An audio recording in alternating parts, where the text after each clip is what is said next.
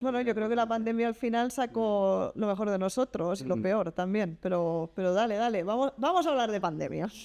Bueno, pandemia, bueno, reculamos un poquito antes, 2010, finales del 19, Que ¿no? ya las cosas estaban... Nosotros ya llevamos 5 años en la producción audiovisual y ahí habíamos ido entendiendo, a base de hostias también, ¿no? Sí. Que ¿Se la puede audiovisual... decir hostias en un podcast? Sí. Bueno, y si no, pues... Nos lo hacemos pip, ¿no? Vale.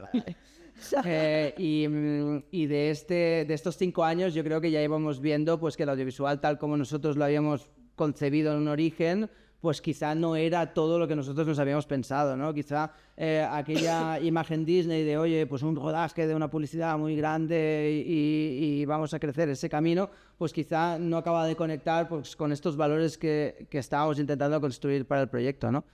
Nos llegamos de ese punto que ya había pues esa pequeña crisis de identidad, ¿no? De, oye, ¿hacia dónde estamos yendo? ¿Estamos yendo hasta aquí o vamos en la otra dirección? Empezaron a surgir las ideas de, bueno, hacemos muchos vídeos para clientes en redes sociales, esto está empezando a coger mucha volada, año 2019.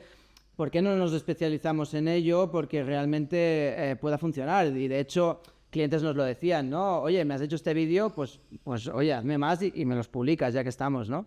Y desde ahí empezó a crecer este proyecto, ¿no? Entonces empezamos a vislumbrar lo que se ha acabado convirtiendo el YouMagic actual, de buscar esa democratización audiovisual para empresas en redes sociales y desde ahí construir esta marca personal, esta estrategia de viralizar las redes de los clientes para poder conectar con su público potencial, ¿no? Entonces, bueno, llega 2020 y ¿qué pasa?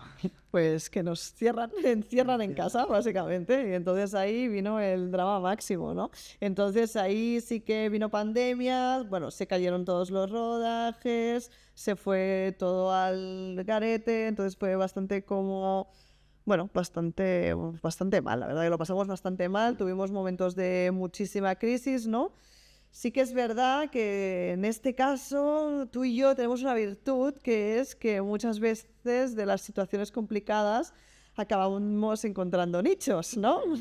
Soluciones, bueno, o nichos de mercado también, Sí, porque me acuerdo que en ese momento también muchos de los proyectos empezaron a ir por streamings, por ejemplo, que en este sentido tú sabías hacer streamings, me acuerdo que Adri también, y entonces es como que estuvimos en plan haciendo streamings que también fue como bastante bueno. De hecho, en aquel momento streamings hacíamos muchos presenciales. Sí. Y yo me acuerdo un día que me llama un cliente y me dice, oye, diga que todos los streamings que teníamos programados, nada, se cancelan todos y eso empezó a pasar con todos los clientes, ¿no? Empiezan a caer todos los rodajes, de repente estás en casa y dices, wow, ¿y ahora qué, no? Y me llama este cliente y me dice, nada, que todos los streamings que teníamos, que a nosotros asustados por la situación, que los queremos hacer. Y yo, qué guay. Me dice, ya, lo que los tenemos que hacer online. Y yo, Y no habíamos hecho. Vale, nunca habíamos hecho un streaming online. Y digo, bueno, tú tranqui, dame un par de días que te lo coordino y lo vemos, ¿no? Y realmente, pues me acuerdo de que fui al local a buscar ese material, me lo traje para casa, me montó el setup en el despacho de casa y venga a investigar para cómo conectar una videollamada, que ahora es como muy obvio, ¿no? Pero en aquel momento pues no lo era tantísimo porque no se utilizaba tantísimo. Y sí, lo conectamos, los streamings se recuperaron y entonces ¿qué pasó? Que cuando se acabó el confinamiento, como muchas empresas no podían hacer eventos en público, de repente todo el mundo quería hacer streamings y como nos habíamos profesionalizado tanto en este nicho, de repente hubo un boom muy bestia que nos permitió pues salir un poco de ese agujero, ¿no? Bueno, no solo eso, porque me acuerdo también que en este sentido, con lo de los streamings, pero yo me acuerdo también de que cuando empezó todo pandemia, empezó a caer todo y estábamos bastante asustados, que hubo un momento en el que en ese momento éramos 4 personas en YouMagic y sentamos a los empleados y les dijimos en plan, vamos a hacer lo que podamos para no tocar nada de la estructura. Sí, sí. Pero si la cosa sigue así, no vamos a poder sostenerla, ¿no? Tal cual. Y de golpe llamó Sergi. Llamó Sergi, sí, ya me acuerdo, llamó Sergi, mi hermano, con el que fundamos este otro proyecto. La suerte. Sí, dijo, chicos, ¿y si hacemos una serie que hable de la pandemia? Porque estamos aquí encerrados en casa, se ha parado la generación de contenido en televisión, en todos lados, todo el mundo tiene problemas para emitir cosas, ¿no? Y aquí estamos en una situación de actualidad que nos está afectando a todos, ¿no? Entonces dijimos, pues venga, ¿no? Vamos a ello, ¿no? Estamos viendo cómo hacerlo viable, ¿no? y de ahí salió un poco ese proyecto, ¿no? Es que además me acuerdo que justamente, o sea, cuando nosotros empezamos esto, recuerdo que hicimos, bueno, presentamos los dossiers, no habían guiones escritos, no teníamos nada, teníamos solo una idea, ¿no? Se presentó la idea a TV3 y TV3 nos dijo en plan, Sí, me acuerdo. venga, Dice, vale, ok. Ok. Yo te la compro.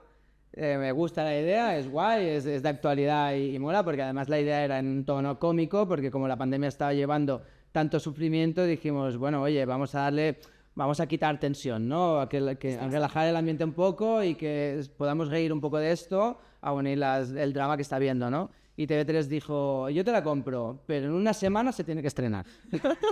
Y ahí es Y como... dices, wow, no hay ni guiones, tío, o sea... No teníamos nada, absolutamente nada. No teníamos guiones, no teníamos actores, No no había teníamos nada. absolutamente... Bueno, actores sí que ya estaban medio Alguna idea hablados y había por ahí, demás.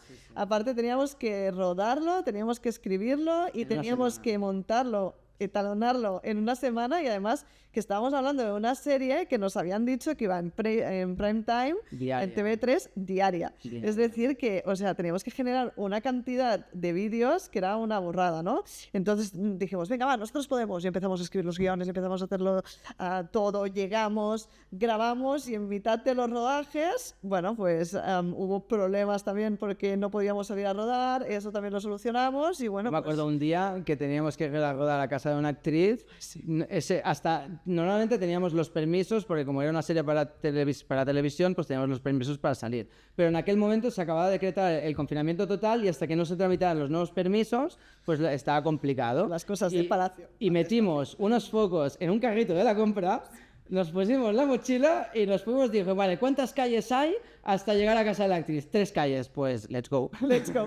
Vamos al Y super. nos fuimos para allí. Y sí me acuerdo que Blanca y Sergi picando guiones 20 horas al día, nosotros otras 20 horas al día con las cámaras en casa de los actores grabando, Adri montando la serie desde su casa, que Adri es el montador de la productora, era el montador de la productora en aquel momento, haciendo toda la edición. Y yo me acuerdo que hacíamos el color conectándonos los ordenadores por un software de conexión remoto Y en TeamViewer. y así desde TeamViewer y desde allí poder ir tocando el color a distancia porque él estaba en su casa con el portátil de la productora editando la serie. Fue duro.